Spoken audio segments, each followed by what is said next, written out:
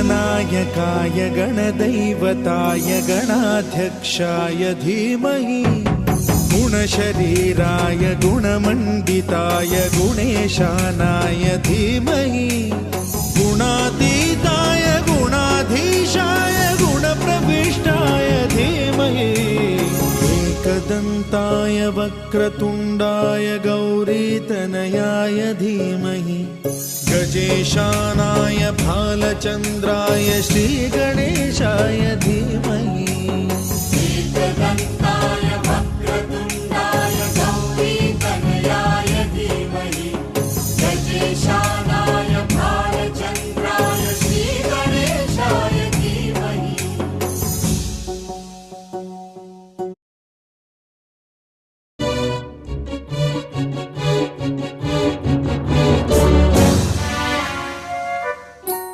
गानचतुराय गानप्राणाय गानान्तरात्मने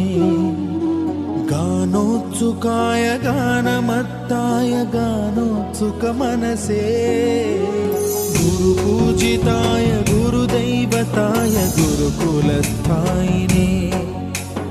गुरुविक्रमाय